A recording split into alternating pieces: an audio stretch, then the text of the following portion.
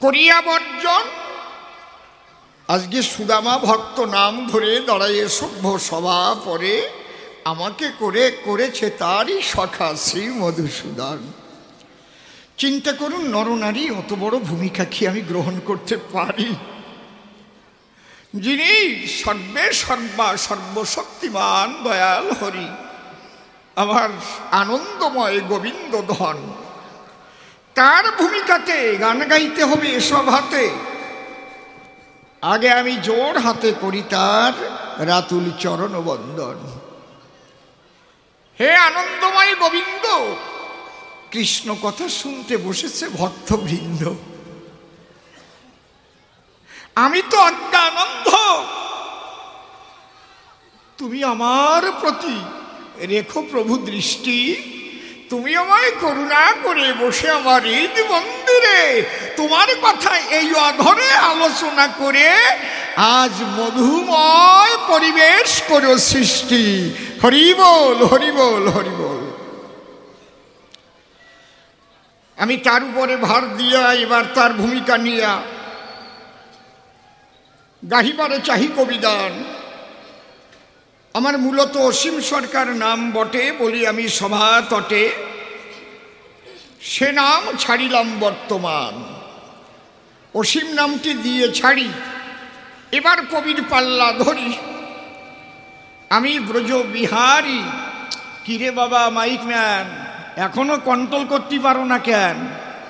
কেউ কেউ কু কু করতে থাকতেছ। তোমার কি ব্রেন ট্রেন খারাপ হয়েছে নাকি? এত ভালো মাইক, এত ভালো মাইক ম্যান, এত কেউ কেউ করবে কেন? আজকে অসীম নামটি দিয়ে ছেড়ে দাঁড়াইয়ে কাব্য সভা পরে আনন্দময় গোবিন্দের ভূমিকা করেছি গ্রহণ। এবার সুদামের যে প্রশ্নগুলো সবাই এসে করে গেল, সেই প্রশ্নের জবাব দিতে হবেই বিলক্ষণ। প্রথম প্রশ্ন করেছে দান, তুমি দাও সমাধান। তুমি আমার সখা, কথা মিথ্যা নয়। জগৎবাসী যারা এ কথা জানে তারা হোম ব্রতাদি যজ্ঞের দ্বারা সবাই তোমার চরণে অর্ঘ্য দেয় বসুধায়। জানে যত জ্ঞানী বর্গ সবাই দেয় তোমাকে অর্ঘ্য। দেব দেবতা মুনি ঋষি থাকে তোমার সাধনায়। তুমি হয়ে যজ্ঞেশ্বর, কেন তুমি যজ্ঞ করো? তুমি অর্ঘ্য দেবে কার পায়? বলো তোমার উপর আছে কে, সে কোথা আসছে কোন বেশি, এটা আমার জানবার বিষয়। তোমাকে তো আমি চিনি, তুমি কোন রসের চিনি, কারণ তোমাকে নিয়ে অনেক দিনই করেছি গোচারণ। দেখেছি দুর্গতি নাশিনী দুর্গা যিনি তোমার অধরে দিয়েছে ক্ষীর্ণবনী। তোমার চরণ ভজিতে স্বয়ং ব্রহ্মা পর্যন্ত ব্রজের পথে তোমায় করেছে অন্বেষণ। স্বয়ং যিনি পাগলা পঞ্চানন পঞ্চমুখে করে তোমার গুণকীর্তন। তামি তুমি হয়ে মধুসূদন, তুমি যজ্ঞের কেন করলে আয়োজন? ভালো প্রশ্ন করিস। আমার সুদামারে ধন্যবাদ জানাই। সখা, বহুদিন পরে দিয়েছো দেখা। মানে সক্ষরসে তো প্রণাম করা যায় না মহাশয়। সক্ষরস হলে পরে দেখা হলে জড়াইয়ে ধরে, তাই না? নাকি সখ্যভাব বলে এরে। হয়তো নয়ন বাড়ি ঝরঝর করে ঝরে, কতদিন দেখিনি তোমায়। আরে হরিবল। বসে শোনেন জ্ঞানী দলে, এই জন্যে সে সখা বলে আজ ব্রজ ফেলে প্রভাস তীর্থে দিয়েছে দর্শন।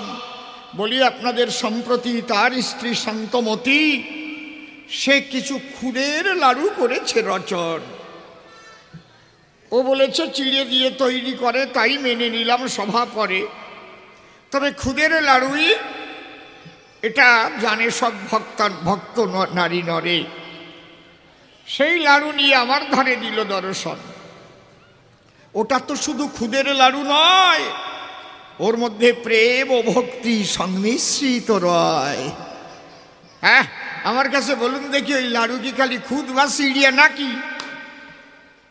আমি যখন টোপলার মধ্যে ওটা দেখি, আমি বলেছিলাম ডাকি, আশোকা দেখি এনেছো কি করো, দেখাও তো আমায়।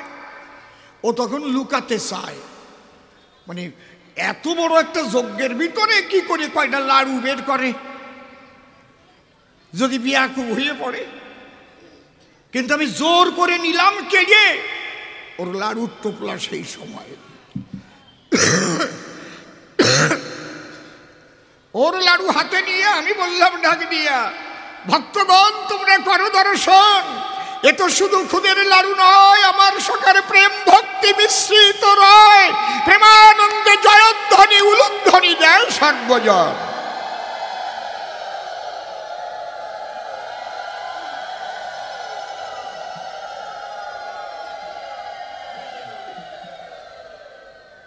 ঝোলা হতে লাড়ু বের করে এক একটা করে দিলাম সকলারে। যেমন লাড়ু ছিল তেমন লাড়ু থাকিল ঝোলায়। দাঁড়িয়ে বলি সবার ঠাই একটাও লাড়ু কমে নাই। এই জায়গাটা বুঝবার বিষয়। তবে বন্ধু, তুমি ভুল করনি এক বিন্দু। সুন্দর প্রশ্ন আমাকে করেছো উত্থাপন। তোমার প্রশ্নের জবাব দিতে বাসনা আছে আমার চিতে। এবার মন দিয়ে সেই কথা করিও শ্রবণ। আমি মনে করেছি ভাবনা, আগামী কলি যুগে আমি ভগবান ভাবটা রাখব না, আমি ভক্ত ভাব করিব গ্রহণ। আমি নিজে ভক্ত হব এ ভাব আমার অভিনব, কিন্তু ভক্তি কোথায় পাবো তাই করি অন্বেষণ। আমার কাছে বলুন দেখি, কোনো দোকানে ভক্তি কিনতে পাওয়া যায় নাকি? তাহলে কোথায় থাকে প্রেম ও ভক্তি ধন? জানেন যত ভক্ত লোকে প্রেম ভক্তি একমাত্র ভক্তের হৃদয়ে থাকে। সেই ভক্ত করুণা করে যাকে, তার ভাগ্যে মিলতে পারে সেই প্রেম ধন। এই জন্যে আমি দয়াল হরি এই প্রভাস তীর্থে আজকে ভক্ত মিলন যজ্ঞ করি। এসেছে হাজার হাজার কত ভক্ত অগণন। এই ভক্তগণকে করেছি নিমন্ত্রণ। তবে আমি নারদকে করেছিলাম মানা, তুমি বৃন্দাবনে নিমন্ত্রণ দিয়ে না। ওখানে সময় নষ্ট করার নাহি প্রয়োজন, কারণ আমি কৃষ্ণ চিন্তামণি এ কথা আমি জানি। যখন এই যজ্ঞের কথা শুনবে ব্রজবাসীগণ, ওরা আমার আপন বটে বলি আমি সভা তটে, ওরা কিন্তু এই প্রভাস তীর্থে সবাই দেবেই দর্শন। আমার আছে জানা, আপন জনকে নিমন্ত্রণ করা লাগে না। আপনার বাড়ি যদি আপনি কোনো পূজা করেন, তাহলে নিজের বউরে নিমন্ত্রণ দেবেন যে তোমার নিমন্ত্রণ থাকলো কিন্তু বাড়ি লক্ষ্মী পুজো হবে, কি এটা বিশ্বেরই শোনা যায় না? এই জন্যে ব্রজবাসী আপন বলে আমি নারদকে বললাম খুলে, নারদ বৃন্দাবনে নিমন্ত্রণ করার তোমার নাহি প্রয়োজন। কিন্তু নারদ একটু পেঁচালো, ভক্ত বটে, আমি বলি সভা তটে। আগে নারদ গিয়েছিল বৃন্দাবন। যখন গেল বৃন্দাবনে, দেখা হলো রাধার সনে, ডেকে বলে রাধিকা রতন, বলো বন্ধু আমার কেমন আছে? নারদ বলে প্রভাস তীর্থে যজ্ঞ করিতেছে, আমি একটা বার্তা করেছি বহন। কি বার্তা? এই যজ্ঞে সকলের নিমন্ত্রণ আছে শোনো রায়, একমাত্র ব্রজবাসীর নিমন্ত্রণ নাই। এই খবর দিতে কেউ যায়? আপনারা কি করেন? এক গ্রামে যদি কোনো পূজা পার্বণ হয়, যা কিছু হয়, যারা নিমন্ত্রণ করবে না সেই বাড়ি লোক পাঠায় যে তোমাদের কিন্তু নিমন্ত্রণ নাই, যাবা না। এই কথা যেই কহিল, ব্রজবাসীর মনে আরো বিশ্বাস প্রগাঢ় হলো, আমাদের নিমন্ত্রণ করতেই পাঠালো, কিন্তু আমরা যাতে না যাই সেই জন্য এই কথা কইছে নারদ গোসাই। আশার আগ্রহ আরো বেড়ে গেল। এই জন্য এসেছে আজ কত ভক্তগণ। দেখো, তাহলে আমি কি হব? ভক্ত হব। তুমি যে বললে তোমার উপর কেউ নাই, বিশ্ববাসী জানে তাই, তোমার কথা আমি অমান্য করি না কখন, কিন্তু কিসের দ্বারায় আমাকে পরিপূর্ণভাবে পায়, কোনভাবে পরিপূর্ণভাবে আমাকে পাওয়া যায়? কৃষ্ণ প্রাপ্তির পথ বহুবিধ আশয়, কোন পথে পরিপূর্ণ কৃষ্ণ ভক্তি হয়? আপনি আচরি ধর্ম, আমি জানাইব সেই কর্ম, নিজে ভক্ত হয়ে যাব নদিয়ায়, প্রেমানন্দে বলব হরি, নাম ধরিব গৌর হরি, যাতে এই জীবগণ আমাকে সেই সাধন ভজনের দ্বারায় পায়। কিন্তু সেই ভক্তি তো আমার নাই। তাহলে ভক্তি আমি কোথায় পাই? ভক্তি আছে কোন জায়গায়? ভক্তের হৃদয়। এই জন্যে ভক্ত মিলন যজ্ঞ করেছি আমি স্বয়ংকা নাই। কিন্তু একটা কথা আছে, এই ভক্তিকে দুই ভাগে ভাগ করা হয়েছে টোটাল ভক্তি জগৎটাকে। একটা হৈতুকী ভক্তি আর একটা অহৈতুকী ভক্তি। আমি মনে করি, ভাবো না আমি কিন্তু হৈতুকী ভক্তি লব না, আমি অহৈতুকী ভক্তি করিব গ্রহণ। এই জন্য কৃষ্ণ নন্দলালা ওই যে দেখো এক কোনায় রেখেছি একটা দাড়ি পালা, ওর পাশে একটা পদ্ম ফুল করেছি রক্ষণ, রেখেছি যে পদ্ম ফুল, ওইটা হচ্ছে এই ভক্ত মাপার, ভক্তি মাপার মুদ। ওই পাল্লায় তুলে সকলারে করিব ওজন। অন্তরে দেখো ভেবে ফুলের সঙ্গে যে সমান সমান ওজনে হবে, আমি তার ভাব কান্তি বিলাস করিব গ্রহণ। ওই ফুলটা কি ফুল? ওটা হচ্ছে অহৈতুকী প্রেম ভক্তি সংমিশ্রিত রাধা পদ্ম ফুল। সবাইকেই ওজন দেব, কে হৈতুকী আর কে অহৈতুকী জেনে লব। এই দুটি ভক্তি একটু করে বিশ্লেষণ দেখবেন। কেউ যদি বিয়ে করে ছেলে মেয়ে না হয় ঘরে, হয়তো বিয়ের পরে 19-20 বৎসর অতিবাহিত হয়ে যায়, মনে মনে ভাবে তাই আমি একটু কীর্তনে যাই, কিংবা ওই কালী মন্দির অন্য কোনো শিব মন্দিরে গিয়ে মানত করে আসি। এ সময় গিয়ে মানত করে, যদি ভক্তবৃন্দ এবং ঠাকুরের আশীর্বাদের জোরে আমাদের ঘরে পরে একটা সন্তান জন্মগ্রহণ, অন্তরে আমাদের আছে ভাবো আগামী বৎসর আমরা এই কীর্তনে 10,000 টাকা দেব। বলে না অনেকজন? বলে কি না বলেন? বলে।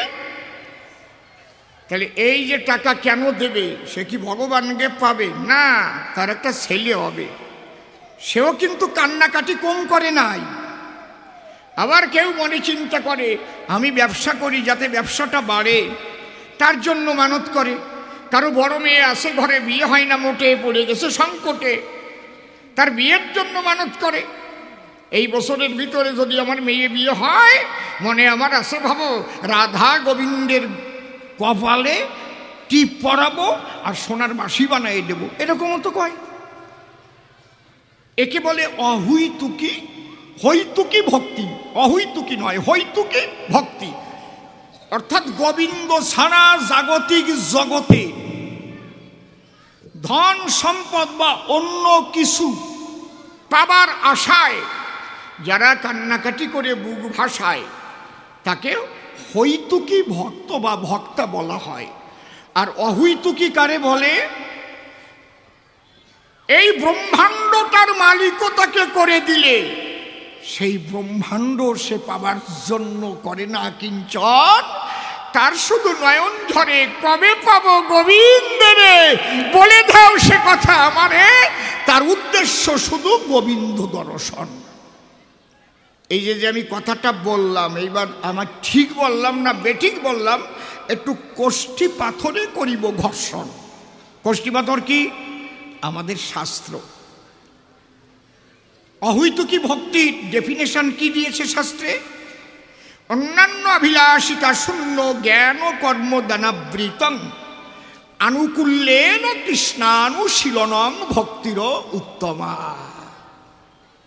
অন্যান্য সকল অভিলাষ যার হয়ে গেছে চিরতরে নাশ, একমাত্র পেতে পিত বাস যে করে সাধনার ভজন, অহৈতুকী ভক্তি তারে বলে। উত্তম ভক্তি এই ধরণী তলে হে নারদ, আমি সেই ভক্তি পাবো বলে আমার অভিলাষ।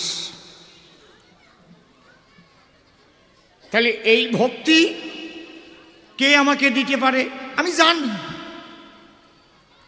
জানি কে দিতে পারে। তথাপি ওই যজ্ঞের আয়োজন করলাম কিসের তরে? আজকে যদি যজ্ঞের আয়োজন না করি, হঠাৎ সেই ভক্তের ভাবকান্তি বিলাস সঙ্গে ধরে আমি নদীয়াতে করি গমন, নারদের মতো ভক্ত যারা ডাক দিয়ে বলবে তারা ও আগের থেকেই চুক্তিবদ্ধ হয়েছিল, দুইজন তবে না? তাহলে আমরা কি আর ভক্ত নই? মনের কথা খুলে কই। কারণ এই ভক্ত হবে একজনকে, তার নাম শ্রীমতী রাধিকা রতন। অন্তরে আছে ভাবো, ওই রাধার চরণেই আমি অর্ঘ্য দেব, আর রাধার ভাব কান্তি বিলাস করিয়া গ্রহণ। রাধা অঙ্গ কৃষ্ণ অঙ্গ মিলে হব শিবৌরাঙ্গ, সঙ্গে নিয়ে সাঙ্গ পাঙ্গ করব হরিনাম সংকীর্তন। বাবা পরিষ্কার বলে দেওয়াই ভালো। আমি এই যজ্ঞ করার আরো উদ্দেশ্য আছে, ও যদি জিজ্ঞেস করে বলবো পাশে পাশে। আগে সেটুকু আমার বলার নাই প্রয়োজন। তাহলে মূল কথা কি আপনাদের কাছে বলে রাখি, আমি কৃষ্ণ কমলাক্ষী, ভগবান ভাব করিয়া বর্জন। আমার ভাব জেগেছে অভিনব, কলিতে আমি ভক্ত হব। এবার আমি কুড়াইয়ে লব সেই প্রেম ভক্তি ধন। রাধার ভাব আমি লব, রাধার কান্তি আমার কান্তি দিয়ে কালো অঙ্গ ঢেকে দেব। আর বিলাস সুখ হৃদয়েতে করিয়া গ্রহণ। আমি নবদ্বীপে গিয়া নিজে হরিনাম কীর্তন করিয়া যে ধন কোনোদিন অর্পিত হয় নাই, সেই অনর্পিত ধন আমি করব বিতরণ। জয় রাধে। এটা কোনোদিন কোনো ভগবান করে নাই। রাম কোনোদিন রাম রাম বলে কাঁদে নাই, কৃষ্ণ কোনোদিন কৃষ্ণ বলে কাঁদে নাই। কাঁদছে কি? এই কৃষ্ণ গৌর হবে যবে, কৃষ্ণ বলে কেঁদে জগৎ কান্দাবে। সেই কান্না, সেই কান্নার বন্যা আমি কার কাছে করিব গ্রহণ? শোনো তুমি নারদ মুনি, একমাত্র আমার রাধা রানী। এই জন্যে করেছি যজ্ঞের আয়োজন। যজ্ঞ না করে আমি ভাবকান্তি বিলাস নীতি পারতাম, নিলাম না কেন? তাহলে তুমি আবার বলবা নে কি শ্রীকৃষ্ণ আমার করুণার সিন্ধু, উনি পুরুষ লোকের কেউ নয়, মাইয়ে লোকের বন্ধু। ছোট্ট একটা গল্প মনে পড়ে, কারণ ও যে কেমন ভক্ত আমি তো জানি। নারদ তো বিধিমার্গের ভক্ত, বৈরী ভক্ত যারে কয়। কারণ নারদ তো একদিন জ্বালাই নাই আমারে। বিধিমার্গ কারে বলে তাও বলবো সভাতলে। আগে একটু গল্পটা বলে নেই, শোনেন মশাই। এক ভদ্রলোকের দুটো ছেলে আছে, খুব ভালো গল্প, একটু শোনেন। একজনের বয়স 9 বৎসর হবে, আর একজনের বয়স ওই 12 বৎসরে পা দেবে। তে বাবা বাজারে গেছে, বড় একটা কাতলা মাছ নিয়ে এসেছে। মা বসে বসে কাতলা মাছ কাটছে। মানে ছেলে দুটো মনে মনে ভাবে। বড় ছেলে বলছে মায়ের কাছে, মা কি মাথা কিন্তু আমি খাবো। ছোট ছেলে কয়, ও মা কাতলা মাছের মাথা আমি খাবো। বড় ছেলে কয়, এক চড়ে তো দাঁত ভেঙে দেবো, একটু বাড়ি না কোনো কাজে। সেই দিন তোর কেবল দাঁত উঠেছে, মাথা খাবে। দুইজনে ঝগড়া বাঁধাইছে। মা করে মানা, এই ঝগড়া করিস না, ঠিক কানে দিতে হয়, আমি দেবো খাবার সময়, আমি বুঝবো। ছোটজন ভাবতেছে মা তো আমারে দেবে নেই, আর বড়জন ভাবতেছে আমি জানি মা আমারই দেবে নেই। মানে দুই ভাই দুই পাশে খেতে বসছে, মাঝখানে বাবা বসিছে। মা যাইয়ে বাবার পাতে মাথাটা দিছে। দুই ভাই মুখ কালা হয়ে গেছে। মা কি ভাবিয়ে দিয়েছে?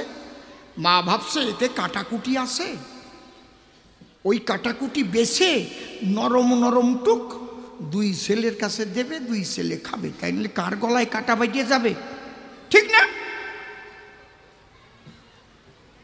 এখন ওই বড় ভাই ছোট ভাই দিক তাকাচ্ছে, জটল না? ছোট জন কয় তাকাচ্ছিস কেন? যার সাথে যার খাতের হয় তারে কাতলা মাছের মাথা দেয়, আমরা কি পাতি পারি? বুঝো না? বলি তোর পাশাপাশি বাবার সাথে মায়ের খাতিরই বেশি। কি ফাজিলের ফাজিল! এই বাবার সাথে মায়ের খাতের যদি না হতো তো এই দুনিয়া কি করে জন্মাতো? এ বোঝে? হ্যাঁ, আসিয়ে পড়ে। আরে প্রেম পীড়িতের দ্বারাই যে সন্তান জন্ম হয় সেই সন্তানই তো প্রকৃত সন্তান হয় নাকি? আর ঝগড়াঝাটি করে যে সন্তান জন্মায় তা হয় হচ্ছে জগতের অকল্যাণকারী। বুঝেছেন? ওই অল্টেড সেন্টারে গাই দেওয়া মাল একবার ভেঙে চুরি ফেলায়। আর যদি সন্তানের মতো একটা সন্তান জন্মানো যায় সাধুগুরু বৈষ্ণবের কৃপা লাভ করে এবং হরিগুরু স্মরণ রেখে অন্তরে ভালোবাসা নিয়ে নারী পুরুষ একত্তরে, তেমন সন্তান যদি কেহ জন্ম দেয় অন্তরে দেখেন ভেবে সেই সন্তান জগতের কল্যাণকারী হবে। একটা সন্তানের দ্বারায় এই বিশ্বের বহু মানুষ উদ্ধার হয়ে যায়। বুঝেছেন? একটা ভালো সন্তান সমাজে উপহার দেওয়া কম কথা নয়, সবচাইতে বড় কথা আমার হেন মনে লয়। এই জন্যে আমি দয়াল হরি আজকে আমি যজ্ঞ করি। এইবার বলে তোমার হতে বড় কেবা ভালো করে বুঝাই দেবা।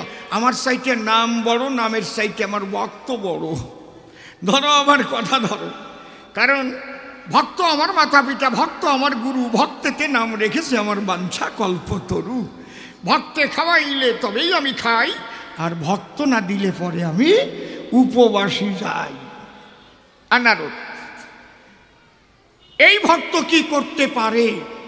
আমি বলি তবধারে, ভক্ত যদি ইচ্ছা করে একটা যুগ পর্যন্ত পাল্টাইয়ে দিতে পারে। শোনেন ঘটনাটা কেমন। আপনাদের যদিও আছে জানা, আমি একটু ছোট করে করি বর্ণনা। হরিদ্রুমদ গৌতমের কথা আপনারা শুনেছেন সর্বজন। হরিদ্রুমদ গৌতম ঋষি, তার কথা এবং তার স্ত্রীর কথা একটু নিয়ে আসি। তার স্ত্রী অহল্যা করি যে বর্ণনা, ওই অহল্যা যখন অবিবাহিত অবস্থায় ছিল তার পিত্রালয়, ওই বাড়িতেই ইন্দ্রদেব মাঝে মাঝে যায়। ইন্দ্রের সঙ্গে ওই যে একটু দেখাশোনা হয়, মনে মনে একটু হয়েছিল আকর্ষণ। কিন্তু ঋষিবরকে পাবার পরে অহল্যার পিতা ঋষির হাতেই অহল্যাকে সমর্পণ করে।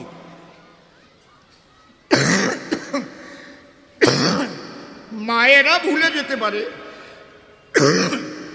কারণ কি পিছনের কথা মায়েরা হতে পারে বিস্মরণ, কিন্তু পুরুষ যারা অত সহজে কিন্তু বলে না। তারা প্রথম জীবনের ভালোবাসা সারা জীবনই তার থাকে স্মরণ।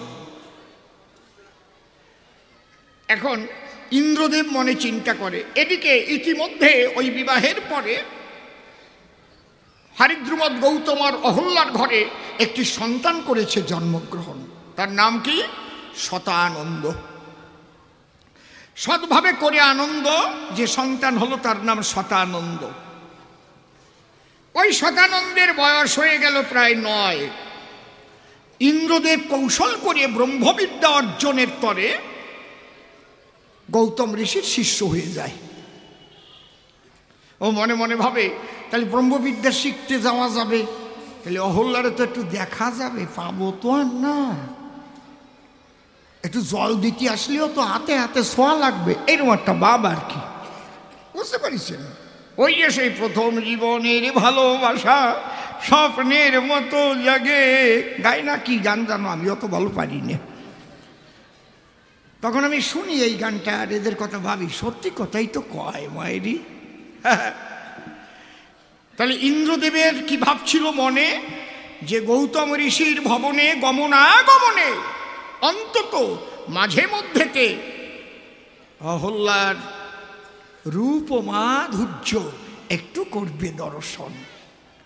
এই আশা নিয়ে বুকে ইন্দ্র গুরু করল হরিদ্রুমদ গৌতমকে। এইভাবে যাতায়াত বেশ কিছুদিন হলো। আমা কথা বলে না, এই কথাগুলো শোনো। তো বাড়ি গেলে বাবা জিজ্ঞেস করবে না কি কবি গান শুনিয়ে আসলে বলো একটু আমার সন্নিধানে, তাই না? হ্যাঁ, চুপ করে থাকেন, সবে কথাগুলো শুনতে হবে। ইতিমধ্যে একটা ঘটনা ঘটিল সংসারে। 9 বৎসর বয়স যখন ছেলের পূর্ণ হলো, মায়ের কাছে গিয়ে তখন ডাক দিয়ে জানালো, মা। কি বাবা? মা, একটা চিন্তা এসে গেছে আমার ভিতরে। কি চিন্তা? আমার কালকে যদি আমি মারা যাই। বুঝছাই এই কয় নাকি কেউ? 9 বছরের ছেলে কয় কালকে আমি মারা গেলে। কয় মা, গর্ভেও তো কতজন মরে। কেউ মরে শিশু অবস্থায়, কেউ মরে 80-তে, আবার কেউ মরে 80-তে। কখনকার যে মৃত্যু হবে বলা বিষম দায়।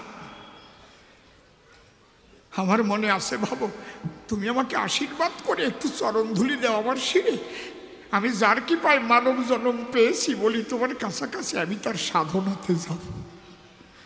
ছোট্ট ছেলে, 9 বছরের ছেলে যদি এই কথা বলে, কেমন লাগে মায়ের দিলে? মা ভেসে চোখের জলে কয়, খোকা রে, তুই এই বয়সে যাবি। Hello mic testing, hello check, জয় রাধে। হ্যালো, বেসটা কমাতো দেখি, বুঝতে পারছি না যে এরকম কেন হচ্ছে। তোমার মাইক তো ভালো মাইক। হ্যালো, বেসটা কমিয়েছো? হ্যালো, কেমন শোনা যাচ্ছে বুঝতে পারছো কি? সেই যে সাউন্ডটা, সেই সাউন্ড কই মাইকের? হ্যাঁ, আমি তো অবাক হয়ে যাচ্ছি। এরকম তো না, ভরাট হয়ে যাবে আসরটা একদম। কি করছো? Hello, hello mic testing, hello check, চারদিক দিয়ে একদম ভরে উঠবো। এইসব বক্স বাড়িয়ে দাও একটু, দাও, ওইগুলোকে দাও, ডাইনে বাই যেগুলো আছে। হ্যালো, হ্যালো মাইক টেস্টিং, হ্যাঁ এবার হয়ে আসতে দাও। Hello, hello mic testing, check, hello, hello mic testing, জয় রাধে, নিতাই গৌর হরি বল। হ্যালো, হ্যালো, বুঝতে পারছিস অবস্থাটা কি হয়ে আছে? ও বুঝতে পারছে না। জয় রাধে, কিছুটা হয়েছে। জয় রাধে, হ্যালো। আচ্ছা, রিভাইভটা কমিয়ে দাও তো দেখি, রিভাইভটা কেটে দাও তো। হ্যাঁ, এমনিতে একটু শোনাও তো। হ্যালো, হ্যাঁ এবার সাউন্ড দাও তো, ভলিউম দাও, দাও। হ্যালো, হ্যাঁ ভলিউম তোলো। হ্যালো মাইক টেস্টিং, চেক, বেশ এই ভলিউমটা আগে আনো। Hello, hello mic testing, check, check, hello, hello, hello mic testing, check, hello, hello, hello mic testing, check, check, টোনটা একটু কমাও, check, hello, hello mic testing. একটা ভরার যে সাউন্ড হয় তোমার মাইকে, এত সুন্দর সাউন্ড হয়, আমি সেই সাউন্ডটা পাচ্ছি না, বুঝলে? প্রত্যেক বছর তো গাই তোমার মাইকে, কোনোদিন তো বলি নাই এরকম। তুমি তোমার ইচ্ছা মতো একটু ঠিক করো না। তুমি যেটা শিখেছো একদম গুরুর কাছ থেকে সেরকম করো। হ্যালো, হ্যালো মাইক টেস্টিং, এই তো কায়দায় আসতেছে এইবার। হ্যালো, কোন জায়গায় গন্ডগোল ছিল? কোন জায়গায় ডিসকানেক্টেড ছিল মনে হয়। তুমি বাড়াচ্ছ, ও নিচ্ছে না। Hello, hello mic testing, hello, hello, hello, হ্যাঁ, হ্যালো মাইক টেস্টিং, চেক। বাহ, এরকম ভরে যাবে না, আসরটা ভরে যাবে একদম। হ্যালো, এত ভালো মাইক। আরে আমি প্রথম কথা বলছি মনে হয় মালাই বিক্রি করা মাইকের মতো। Hello hello, mic testing. Hello, জয় রাধে, নিতাই গৌর হরি বল। হ্যালো হ্যালো, এবার একটু রিভাইভ দাও। চেক। হ্যালো, খুব বেশি না, চেক। হ্যালো, একটু মনিটর দাও। হ্যালো, দাও একটু monitor. Hello hello, mic testing, check. ওই জন্য সজলের কথা ভালো বুঝতে পারিনি, বাইরের থেকে জড়িয়ে যাচ্ছিল। হ্যালো, তুমি তোমার মতো করো, আমি আমার মতো করতে থাকি, আর হেলথি বলতে পারবো না। জয় রাধে। সুবিধা অসুবিধা আপনারা সব ঠিক করে নিয়েন, আমি আর কতক্ষণ নষ্ট করব সময়। জয় রাধে, তুমি তোমার মতো করে নাও। উপস্থিত ভক্তমণ্ডলী এবং আমার ভক্তিমতী মায়েরা, আপনাদের সকলের শ্রীপাদ পদ্মে জানাই আমার ভক্তিপূর্ণ প্রণাম। কিচ্ছু শুনতে পাচ্ছে না কিন্তু পিছনে। অনাদিরাদি গোবিন্দ সর্বকারণে কারণম শ্রীমতী রাধারানী সহ সকল ব্রজবাসীর শ্রীপাদ পদ্মে ভক্তিপূর্ণ প্রণাম জানাই। প্রেমের ঠাকুর শ্রী শ্রী চৈতন্য মহাপ্রভু, নিত্যানন্দ মহাপ্রভু সহ সকল গৌর ভক্তের শ্রীপাদ পদ্মে ভক্তিপূর্ণ প্রণাম জানাই। কোনটা বাড়াবে, কোনটা? এই ছোট বক্সগুলো বাড়িয়ে দিলেও কত হয়ে যায়।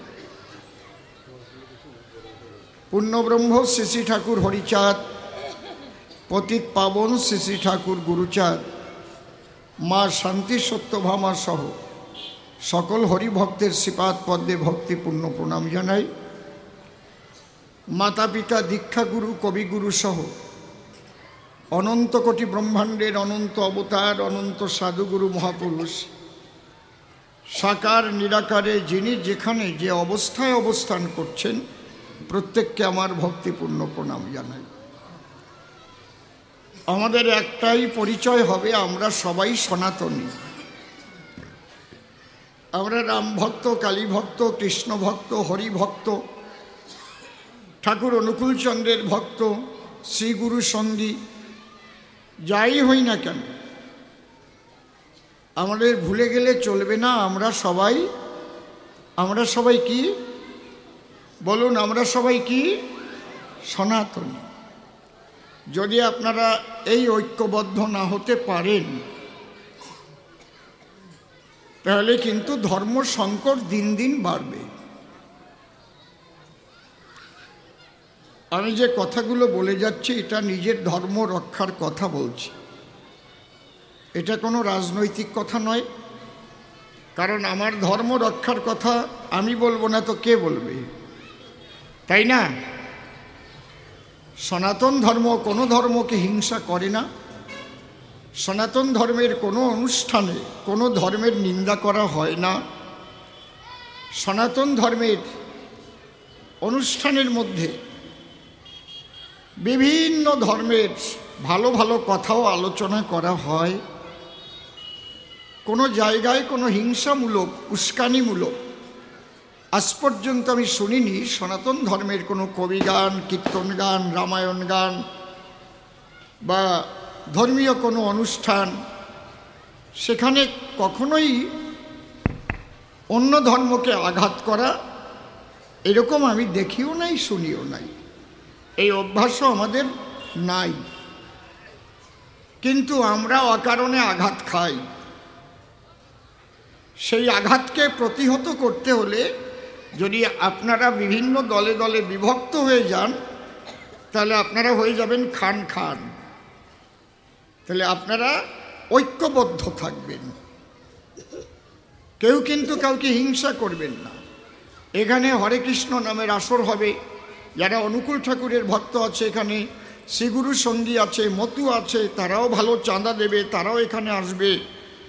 এটা আমাদের নিজস্ব সনাতনী ধর্মীয় অনুষ্ঠান। আবার যখন মতুয়া সম্মেলন হবে কিংবা সৎসঙ্গীদের অনুষ্ঠান হবে সেখানেও সবাই হাত বাড়িয়ে দেবে। কোনো ভাই যদি বিপদে পড়ে সে সৎসঙ্গী হতে পারে, অনুকূল ঠাকুরের ভক্ত হতে পারে, কৃষ্ণ ভক্ত হতে পারে, মতুয় ভক্ত হতে পারে, সবাই ঝাঁপিয়ে পড়তে হবে, এই রাখ, ও আমারই ভাই, আমার সনাতনী, ভাবিস না যে ওর কেউ নাই, ও এই কয় ঘর, এটা ভাববা না, আমরা সবাই সনাতনী। মনে থাকবে তো?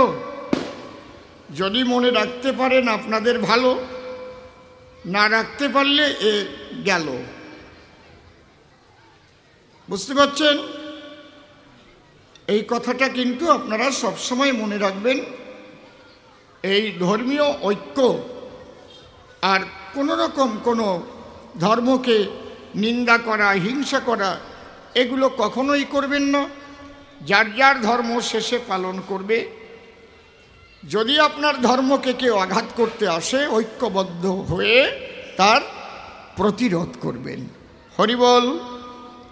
একেই বলে ধর্মযুদ্ধ।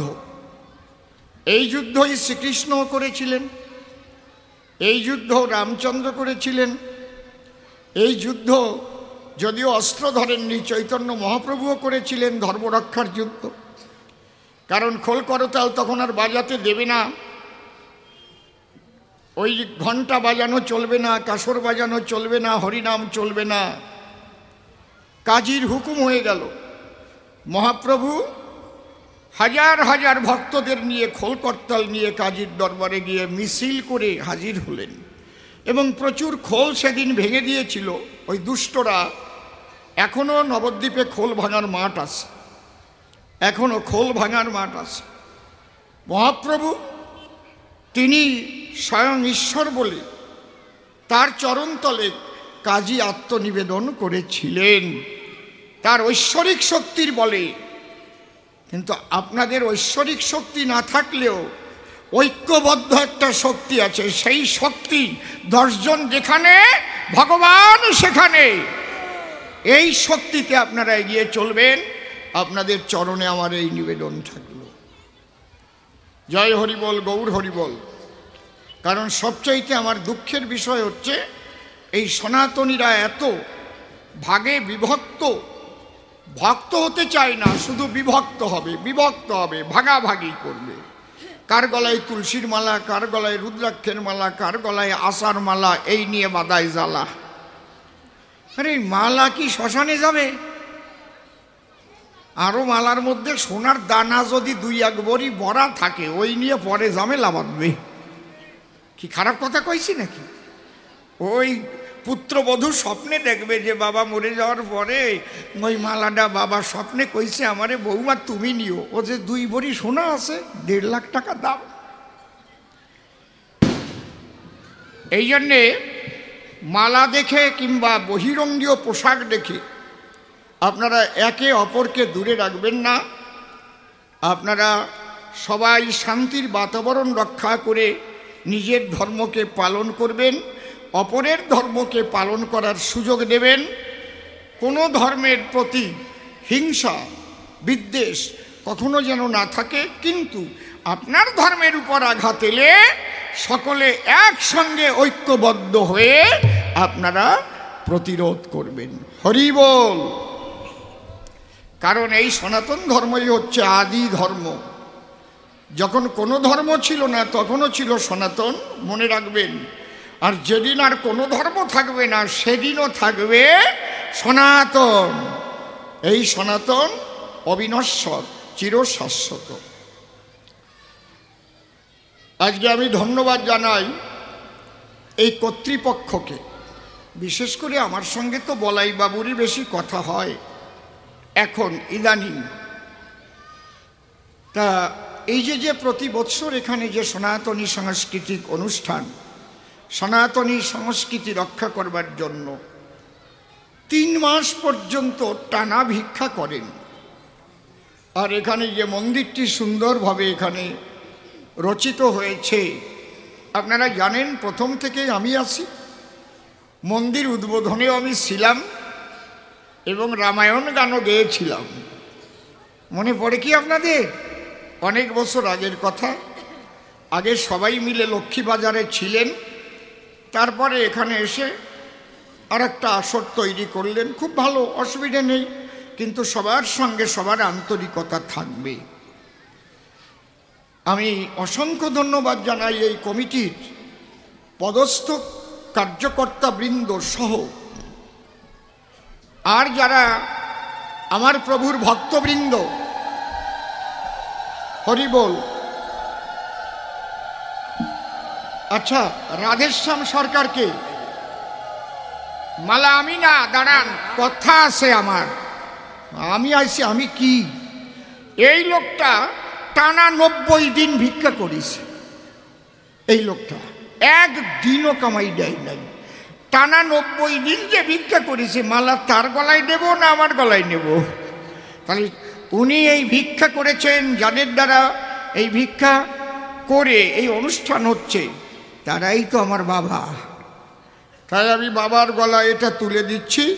আজকে এই সম্বর্ধনা স্বরূপ কিছু তো দেবার নাই, আপনি একটু গ্রহণ করুন। হরি বল, হরি বল, হরি বল। জয় জয় ভক্তের আনন্দে হরি হরি বল। না না না, আমি আপনাকে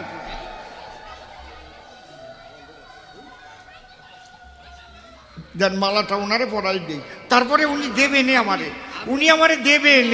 আরে বাবা দাঁড়ান না, মালা বদল হয়ে যাবে এবার। দেন, বাহ। আরে বাবা, আমরা বিয়ে কইরে ফেললাম তো। নাও, শুভ দৃষ্টি দাও। হরি বল। এই তো আনন্দ নাকি? নিষ্কাম আনন্দ। রাধে রাধে, কি আনন্দ! এর মধ্যে কোনো কাম কামনা নাই। এইরকমই গুরুর সঙ্গে শিষ্যের বিয়ে হয়। জয় রাধে, হরি বল।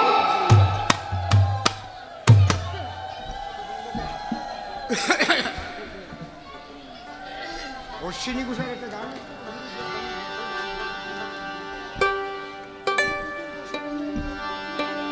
জয় রাধে।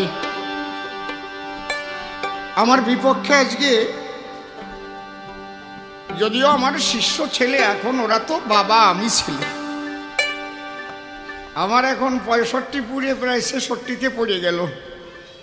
আর ওরাই এখন এই কবি সমাজকে রক্ষা করবে। বাবাজি সজল সরকার, তারপরে রয়েছে উত্তম সরকার, অমল সরকার, প্রভাত সরকার, সুরজ সরকার, আমার লিটন সরকার, অনেকে রয়েছে। আমার আর এখন যশমান প্রতিষ্ঠার দিকে বা পুরস্কার তিরস্কারের দিকে আমি লক্ষ্য করি না। যেটা পাওয়ার জীবনে ঈশ্বরের ইচ্ছায়, সেটা আপনাদের আশীর্বাদে পেয়েছি। এখন যে কয়দিন বেঁচে থাকব, সাধুসঙ্গ যাতে করে যেতে পারি, এইটুকু আপনারা আশীর্বাদ করবেন। আর যেভাবে দেখে এসেছেন, সেই অসীমের যেন কোনো রকম কোনো কর্মের দ্বারাই কলঙ্কের দাগ না লাগে, এইটুকু আপনারা আশীর্বাদ করবেন। কারণ এমন এমন কালির মধ্যে দিয়ে ঘুরতে হয় না, খুব হুঁশিয়ার না থাকলে কালি লেগে যাওয়ার ভয় আছে। এই জন্য সেই কালিটা যেন না লাগে। আর এদের আশীর্বাদ করবেন, এরা যেন ভবিষ্যতে এই কবিগানকে হরিকথা কৃষ্ণ কথা বলে আরও, আমি যেটুক এগিয়ে দিয়ে গেলাম, বিশ্বের দরবারে যেন এরা আরও এগিয়ে নিয়ে যেতে পারে, সাধুগুরু বৈষ্ণবের কৃপা লাভ করে। হরি বল, হরি বল, হরি বল। এরাই তো রক্ষা করবে আগামীতে। জয় রাধে। এই আশীর্বাদ এদের আপনারা করবেন। হা হা হা।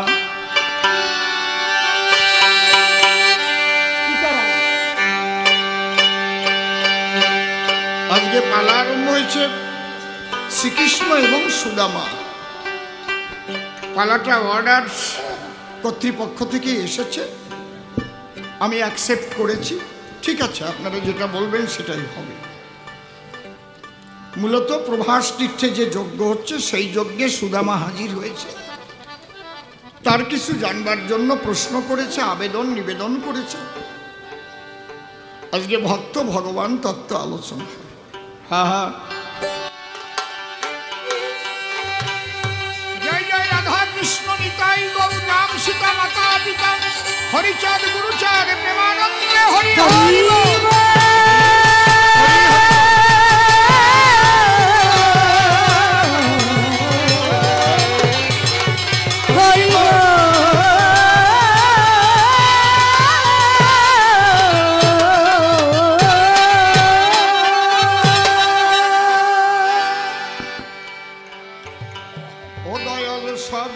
তোমার খেলা গো দয়াল সবই তোমার খেলা দয়াল সবই তোমার খেলা দয়াল সবই তোমার খেলা দয়াল সবই তোমার খেলা দয়াল সবই তোমার খেলা তুমি কখনো দাও কলঙ্কের হাত আবার কখনো পরাও ফুলের মালা সবই তোমার খেলা দয়াল সবই তোমার খেলা তুমি কখনো দাও কলঙ্কের হাত আবার কখনো পরাও ফুলের মালা সবই তোমার খেলা দয়াল সবই তোমার খেলা তোমার শুভ আশিস বলে জন্মিয়া এই ভুমণ্ডলে কত লীলা পলে পলে দেখেছি একেলা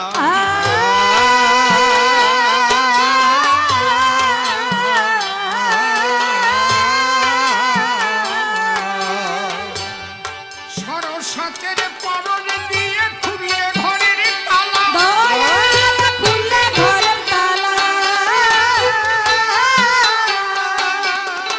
দয়াল রে ও দয়াময় সরস্বতের পরশ দিয়ে খুলে ঘরের তালা দয়াল খুলে ঘরের তালা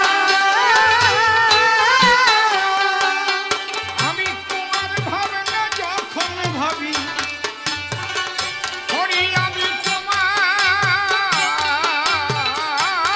ভাবনা যখন ভাবি হয়ে থাকি প্রেম বিভোর সবই তোমার খেলা দয়াল সবই তোমার খেলা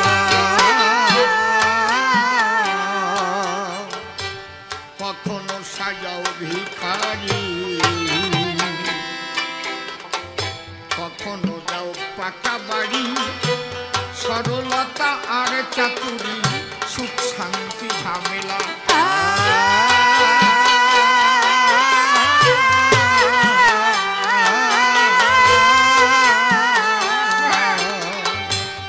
কখনো হয় সোনার মোহর ভরলে মাটির ঢেলা দয়াল ধরলে মাটির ঢেলা দয়াল রে ও দয়াময় কখনো হয় সোনার মোহর ভরলে মাটির ঢেলা দয়াল ধরলে মাটির ঢেলা জ্বালাও ঝড়ের মুখে সন্ধ্যা প্রদীপ তুমি জ্বালাও ঝড়ের মুখে সন্ধ্যা প্রদীপ সাগরেতে ভাসাও ভেলা সবই তোমার খেলা দয়াল সবই তোমার খেলা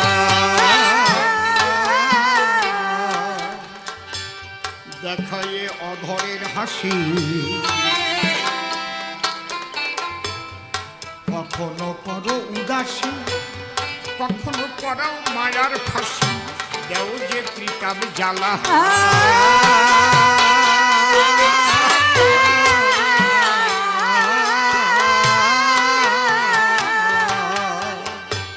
ফুলের মালা কাটার জ্বালা যিনি সমস্ত কিছু সহ্য করতে পারেন জানবেন তার উপরে গুরু কৃপা হয়েছে কোনো কিছুতে বিচলিত হন না আর বিশেষ আনন্দে উৎফুল্লিত হন না আনন্দ তিনি একটা জিনিসেই পান যখন সাধু সঙ্গ ভক্ত সঙ্গে যান আর যখন হয় গোবিন্দের গুণগান হরি হরি বলো তখন আনন্দের হৃদয় ভরে যায়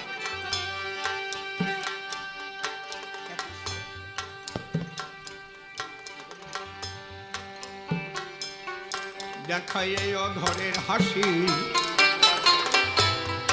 কখনো করো উদাসী, কখনো পরাও মায়ার ফাঁসি, দাও যে ত্রিকাব জ্বালা।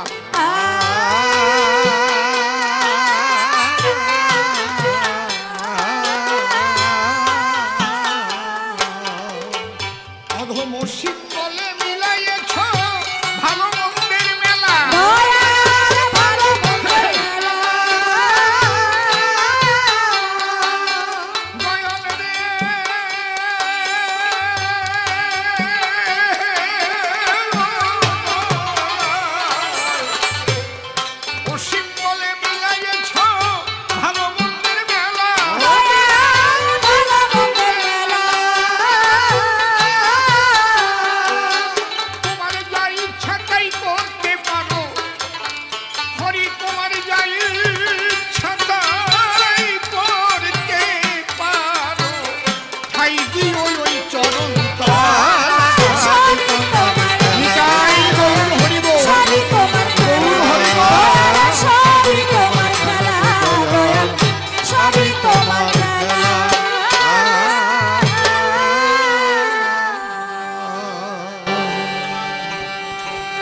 ঠাকুর ভবা পাগলার যুগল পদ্ম হৃৎপদ্মে করে আরাধ্য শুদ্ধ চিত্তে প্রণতি জানাই।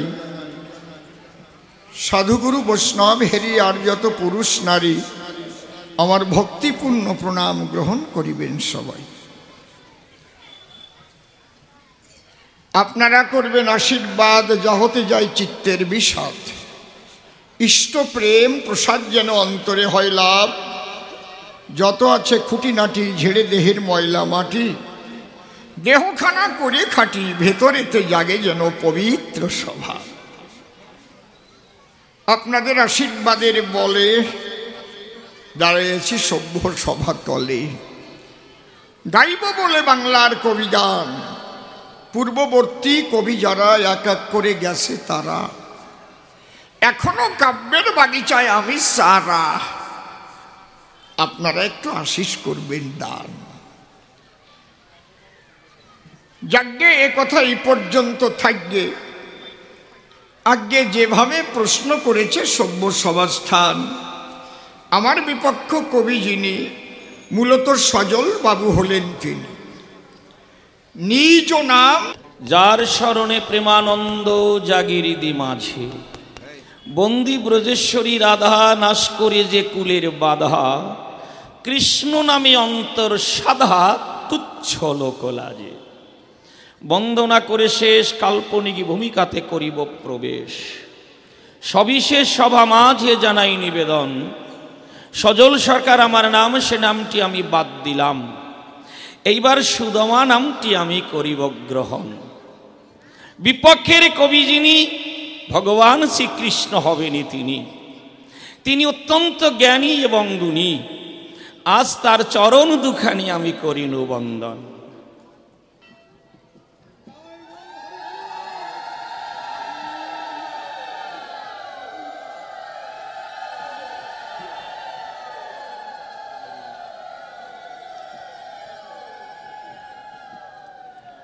প্রণাম জানাই শ্রীকৃষ্ণের পায়, এবার যাব কাল্পনিক ভূমিকায়। তবে আমার গুরুদেবেরও চরণ দুখানি আমি করিনু স্মরণ। যার অপার করুণায় কবিগান গেয়ে বেড়ায় এই বসুন্ধরায়, আজ তার সঙ্গেই কিন্তু কবির লড়াই মহতী সভার সদন। এইবার সজল নামটি দিয়েছে রে সুদামা নামটি ধরে, মহতী সভায় আমি দিলাম দর্শন। এই পালা শুনতে ভক্তদের অভিলাষ, আমরা তাই দুই কবি করিব প্রকাশ। আপনাদের যাতে মনে বাড়ে উল্লাস, সেদিকেই আমরা করব গমনাগমন। এইবার কিছু কথা জানিতে বাসনা করিয়াছিতে, ভূমিকার কথাটা একটু মহতী সভায় বলার প্রয়োজন। কখন ভগবানের সাথে আলোচনা হয় সেই কথাটা একটু বলতে হবে মহতী সভায়। তবে মায়ের আপনারা কিন্তু সংখ্যায় কম পিছন দিকে, তাই একটু কম কম ঘুরবো, ব্যথা পাবেন না হিয়ায়। শুনুন আমার অভিব্যক্তি, ভগবান শ্রীকৃষ্ণ আমার খেলার সাথী। মধুর বৃন্দাবনে কত খেলা আমরা করেছি আস্বাদন, তা কি অল্প সময়ের ভিতরে দাঁড়িয়ে মহতী সভা পড়ে সেই মধুর খেলা, সেই লীলা কি করা যায় বর্ণন? তবু কিছু কিছু কথা সভায় দেব বক্তৃতা, আপনারা বিজ্ঞ শ্রোতা এবার প্রাণ ভরে করুন আস্বাদন। কোথা থেকে সে আলোচনা হবে সে সম্পর্কে দুই একটা কথা আমাকে বলতেই হবে। আজ 12 বছর ভগবান শ্রীকৃষ্ণ বৃন্দাবনে করেছেন কালযাপন। হয়তো দুই একটা দিন কম বেশি হতে পারে, আমি বলি আপনাদের ধারে। তারপরে অক্কুরে রথে করে তিনি মথুরাতে করিলেন গমন। সেখান থেকে কি বাসনা বা কি পুলক নিয়ে বুকে আবার তিনি দ্বারকাতে দিয়েছেন দর্শন। ঘটল কি ঘটনা শুনুন যত সুধী জনা।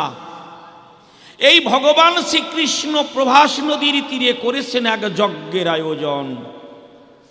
যজ্ঞ করে নটবরে, সেই যজ্ঞে নিমন্ত্রণ দেবার তরে যখন নারদকে করলেন আকর্ষণ, ডেকে বলে প্রাণকানাই শোনো তুমি নারদে গোসাই, আমি যে যজ্ঞের করেছি আয়োজন, তুমি আমার কথা নাও, এই যজ্ঞের নিমন্ত্রণ দিতে এখনই তুমি যত্রতত্র এগিয়ে যাও। তাহলে বৃন্দাবনেও তিনি দিয়েছেন দর্শন। তবে ঘটিয়েছে কি ঘটনা একটু না বলেও তো পারি না। এই কৃষ্ণ নাকি বলেছিল যে সব জায়গায় নিমন্ত্রণ দেবে নারদ, কিন্তু বৃন্দাবনে তুমি নিমন্ত্রণ দেবে না। কিন্তু নারদের তোর বুদ্ধির অভাব নাই, সে মনে মনে চিন্তা করে কি আজ্ঞা করলো আজ নটবরে, যে ব্রজবাসীদের কথা কত ভাবে কত দিন তার মুখে শুনতে পাই, আজ তাদের দেবে না নিমন্ত্রণ, যজ্ঞের করেছে আয়োজন স্বয়ং আজ জনার্দন, কিন্তু আজ কি কথা তিনি করিলেন বর্ণন। ডেকে বলে নারদের ধারে নিমন্ত্রণ দেবে না ব্রজপুরে। এইবার নারদ মনে মনে করিল চিন্তন, আমার মনে আছে ভাবো, এই যে ব্রজবাসীদের নিমন্ত্রণ নাই, এই নাইটুকু জানাতে আমি বৃন্দাবনে যাব। আমি নিমন্ত্রণ দেব না, কিন্তু নিমন্ত্রণ যে নাই এইটুকু অন্তত অল্প একটু সময়ের মধ্যে জানাইয়া যাই। এই কর্মটি নারদ মুরলী করল সম্পাদন। ঘটল কি ঘটনা শুনুন যত সুধী জনা।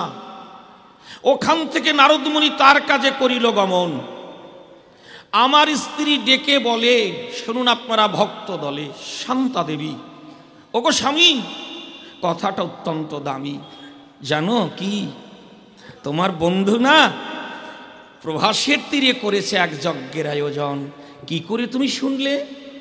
কে কে তোমাকে এই বারতা এই সংবাদ করিল অর্পণ? আমার কাছে ডেকে বলে, শুনুন যত ভক্ত দলে, নারদ মুনি এসেছিল ব্রজমণ্ডলে, সে সজোরে করেছে বর্ণনা। শোনো হে ব্রজগোপীগণ, আজ তোমাদের যে প্রাণের প্রাণ শ্যাম জনার্দন করেছে প্রভাসের তীরে যজ্ঞের আয়োজন, খবরদার করি মানা, মান সম্মান বোধ থাকলে কেউ কিন্তু যাবা না। ওই যজ্ঞে তোমাদের নিমন্ত্রণ নাই, আমি নারদ মুনি এই নাইটুকু জানিয়ে যাই। জানো এই নারদ এই কথা বলে গেছে। তবে শোনো, কি তুমি যাবে কি? আমি বললাম তুমি কি বলো? আমার স্ত্রী ডেকে কয়, শোনো স্বামী, এর ভিতরে একটা ভালোবাসা লুকায়। বাড়িতে যদি কোনো অনুষ্ঠান হয়, সন্তান যদি কোনো বিশেষ অনুষ্ঠানের আয়োজন করে নেয়, সেখানে বাবাকে আর নিমন্ত্রণের কোনো প্রয়োজন রয় কি? একেবারে আপন জনকে নিমন্ত্রণ করা লাগে না। তুমি কি তা বোঝো না? তুমি যাও, যজ্ঞ করছে তোমার সেই খেলার সাথী, তোমার প্রাণ সখা, এর ভিতরে গভীর ভালোবাসা আছে মাখা। আপন জনকে সবসময় নিমন্ত্রণ করা লাগে না। এই কথা যখন স্ত্রী ডেকে কয়, আমার সেই সখা প্রভাসের তীরে যজ্ঞ করছে, হায় রে হায়, আচ্ছা আমি যে যাব, কিছু খালি হাতে কি যাওয়া যায়? আমার কাছে বলো দেখি, আমি এত অভাবের মধ্যে আছি, খালি হাতে যাওয়া যায় নাকি? আমার সহধর্মিণী করলো বর্ণনা, কেন তোমার বৃথা ভাবনা? তুমি খালি হাতে যাবে না, আমাদের সাধ্য মতো, শোনো আমার অভিমত, আমি ব্যবস্থা করে দেব, তারপরে তুমি হবে রওনা। কি দেবে তুমি? একটু ধৈর্য ধরো স্বামী। কি কর্মটি করে আমি বলি আপনাদের ধারে, কোনোদিন দুটো জোটে না, ভীষণ অভাবে আমার দিন অতিবাহিত হয়। আজ যজ্ঞ করছে রাজাধিরাজ ভগবান শ্রীকৃষ্ণ প্রভাসের কিনারায়, সেখানে কি খালি হাতে যাওয়া যায়? আমার স্ত্রী কি কর্মটি করে বলি আপনাদের ধারে, মাধু করি করে কিছু চিড়ে এনে লাড়ু বানায়, লাড়ু বানিয়ে দিল, সঙ্গে সঙ্গে বলেছিল এইটুকু নিয়ে যাও, যাও তুমি এইটুকু তোমার সখার হাতে দিও। একেই তো বলে সহধর্মিনী। ভিক্ষা করে চিড়ে জোগাড় করে নাড়ু বানিয়ে আমার হাতে দেয়। ওই বস্তু যখন হাতে পাই, আমি তো আর আমাতে নাই, আমার চরণে কোনো পাদুকাও নাই। আলু থালু কেশে বলি আপনাদের সকাশে, পরিধানে সাধারণ বসন রয়, আর ওই নাড়ুগুলি ধরে আর ধীরে ধীরে আমি চলেছি, সেই যজ্ঞ করছে স্বয়ং নটবরে। পরবর্তী ঘটনা কম বেশি আপনাদের আছে জানা। আমি যখন ওই নাড়ু বা ওই চিড়ে নিয়ে ধেয়ে যাই, আমি তো আর আসলে আমার মধ্যে নাই। হায়রে, এই সাধারণ দ্রব্য কি আমার বন্ধু করিবে গ্রহণ? এটা কি দেয়া যায়? বন্ধু কি এই দ্রব্য খায়? চিন্তিত হলাম ভীষণ। কখনো কখনো করেছি ক্রন্দন, সেই চোখের জলে শুনুন ভক্ত দলে ওই যে নাড়ু পর্যন্ত ভিজে যায়। অতি কষ্ট করে যখন পৌঁছে গেলাম বন্ধুর ধারে, প্রহরী যখন আমাকে দেখতে পায়, ভালো বসন পরিধানে নাই, মাথায় কতদিন তেল দেই নাই। একে যদি নোংরা পড়ে আর তেল যদি কেউ না দেয় শিরে, তখন অবস্থাটা কি হয়? সাধারণ একখানা বসন শুনুন যত ভক্তগণ, বহু পথ করেছি গমনাগমন, তখন অবস্থাটা কি হয়? প্রহরী যখন দেখতে পায়, আমাকে বাধা দেয়, কে তুমি, কোথা থেকে এসেছো, দাঁড়াও। আমি তাদেরকে ডেকে বলি, শুনুন আমার কথাগুলি, আমি একটু ভিতরে যেতে চাই, ওই যে তোমাদের রাজা বনমালী, আমি তার কাছে একটু দেব দর্শন। সঙ্গে সঙ্গে প্রহরীরা করল মানা। এইরকম একজন ব্যক্তি, শোনো আমাদের অভিব্যক্তি, কিছুতেই ভগবান শ্রীকৃষ্ণের সখা হতে পারে না, আপনজন হতে পারে না। যাও এখান থেকে, একটা বাহানা নিয়ে এসেছো না। সজোরে ধমক দেয়, টপ টপ করে চোখের জল আরো পড়ছে মৃত্তিকায়। আমি করজোরে ভাসিয়া নয়নের নীরে ওই প্রহরীদের কাছে করিলাম বর্ণন। দিয়ে আমার নয়ন বাড়ি বললাম, শোনো তোমরা প্রহরী, বন্ধুর কাছে গিয়ে একবার বলো যে সুদামা এসেছে একজন, সুদামা নামে এই ধরাধামে তোমার এক বন্ধু এসেছে, তোমার সঙ্গে একটু করতে দর্শন। কাছে আসতে হবে না, দূর থেকে যেন আমার দিকে একবার একটু তাকায়। এই কথা যখন বলি, শুনতে পেল আমার সখা বনমালী, ওখান থেকে ছুটে এসে বলি মনের উল্লাসে আমাকে জড়িয়ে ধরে ভিতরে নিয়ে যায়।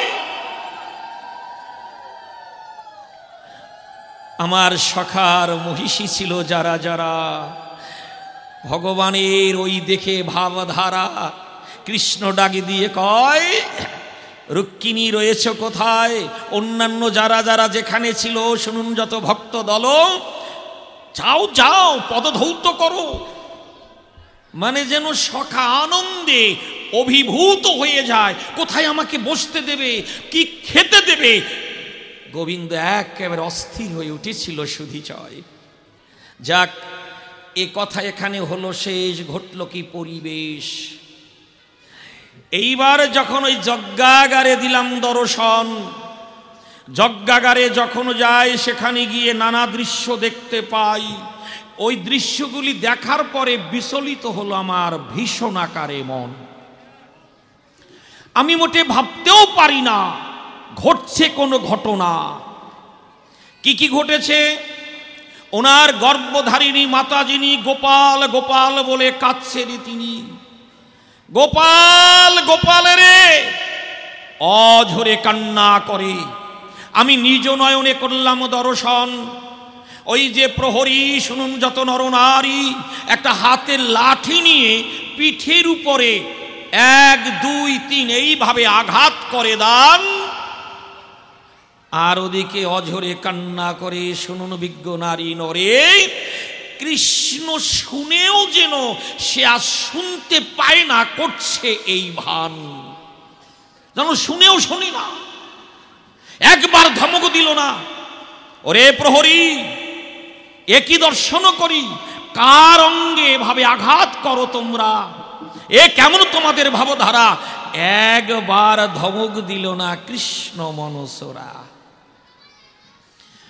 এই দৃশ্য দেখার পরে আরেকটু গেলাম ভিতরে, সেখানে গিয়ে আর এক দৃশ্য দেখতে পাই। কি দেখলাম?